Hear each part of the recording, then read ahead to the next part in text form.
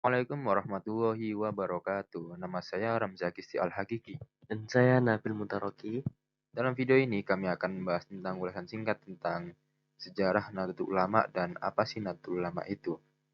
Tugas ini dibuat untuk memenuhi tugas mata kuliah sejarah pendidikan Islam. Langsung saja mulai kita bahas.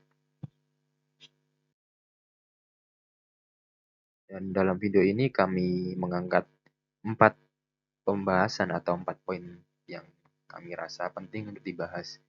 Yang pertama yaitu apa sih Nahdlatul Ulama itu? Yang kedua, kapan berdirinya atau lahirnya Nahdlatul Ulama? Yang ketiga, siapa saja pendiri Nahdlatul Ulama itu? Seperti yang kita ketahui bahwa Nahdlatul Ulama itu didirikan oleh 3 tokoh besar yang mempelopori berdirinya Nahdlatul Ulama, yaitu Kiai Haji Hasyim Asy'ari, Kiai Haji Bapas Buwo, dan Kiai Haji Bisri Samsuri yang akan kita bahas pada slide selanjutnya. Dan poin yang terakhir adalah apa saja pedoman Nahdlatul Ulama itu. Oke, pembahasan selanjutnya. Yang pertama yaitu pengertian Nahdlatul Ulama. Nahdlatul Ulama adalah organisasi Islam terbesar yang ada di Indonesia yang didirikan pada tanggal 31 Januari 1926 di kota Surabaya. Nahdlatul Ulama atau lebih seringnya atau lebih populer disingkat dengan singkatan NU merupakan gerakan Islam yang berkomitmen untuk memperkuat ajaran Islam yang tradisional serta menjaga persatuan umat muslim serta juga berperan aktif dalam pembangunan sosial dan politik di Indonesia. Jadi selain Muhammadiyah, PSII, dan HTI, ini adalah sebuah organisasi Islam yang termasuk dalam kategori yang besar atau yang populer di Indonesia. Oke, slide selanjutnya.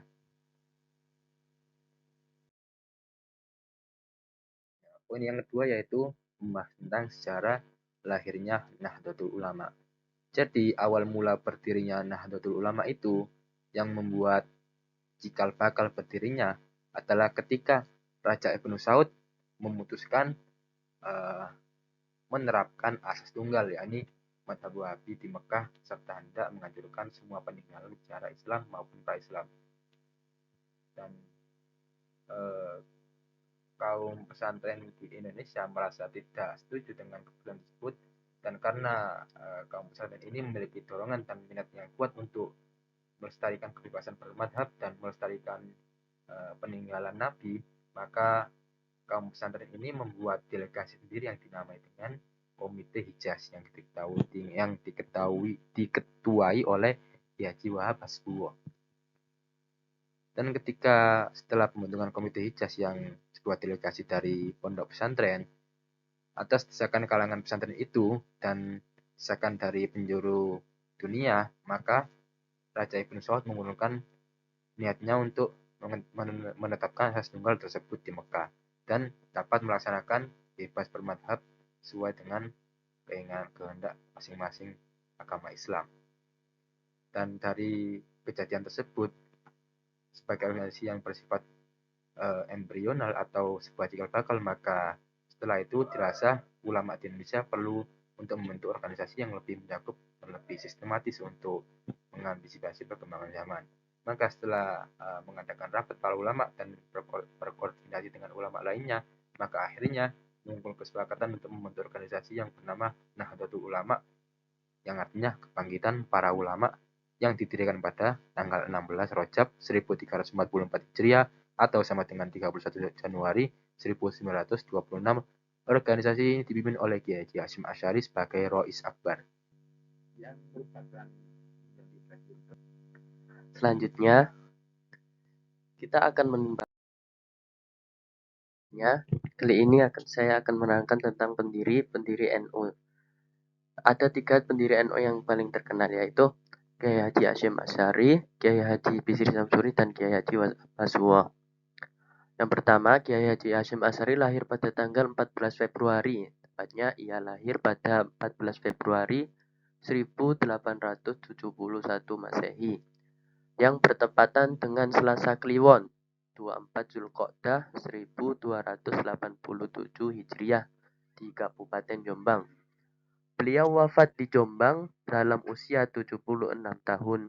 yakni pada 21 Juli 1947 Masehi atau 3 Ramadan 1366 Hijriah.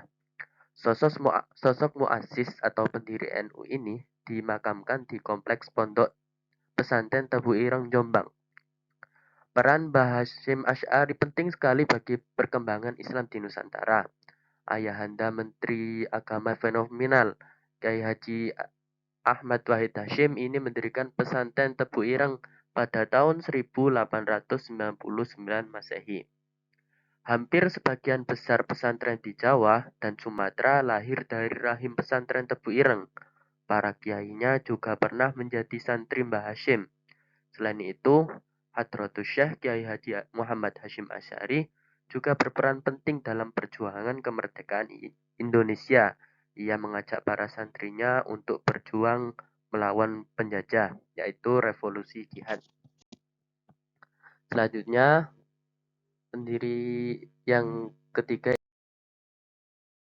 yang kedua yaitu Kiai Haji Wahbasuwo dan Kiai Haji Bisri Sansuri. Lanjut, kita akan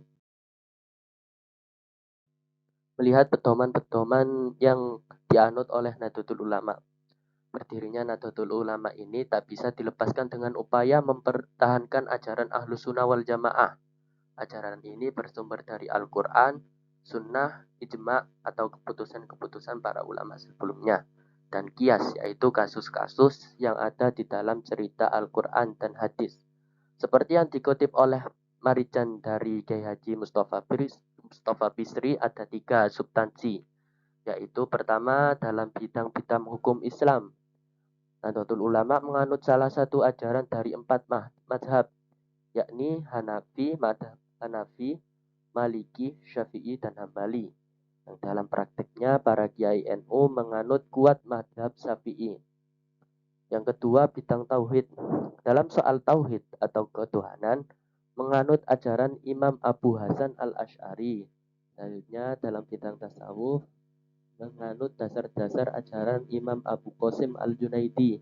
Proses konsolidasi faham Sunni berjalan secara evolutif. Pemikiran Sunni dalam bidang teologi bersikap eletik, yaitu memilih salah satu pendapat yang benar. Selanjutnya, saya akan menyebutkan lembaga-lembaga dalam naungan Nahdlatul Ulama. Sendiri ada banyak sekali, RMNU, RMNU, LPMNU, LSBUMI, LFMU, NU Care Lacisnu, LTNU, Laksasdam, LPNU, LPPINU, LPPNU, LPMNU, LPNU, LPPNU, dan LKNU. Ya, dan berakhir sudah pembahasan dalam video ini. Terima kasih sudah menonton. Saya Ramzaki Al-Hakiki. Dan saya Nabil Mutaroki. Bila ada kesalahan dalam video ini, kami mohon maaf sebesar-besarnya. Dan bila benar-benar menemukan kesalahan, silakan tulis di kolom komentar. Terima kasih, sekian. Assalamualaikum Warahmatullahi wabarakatuh.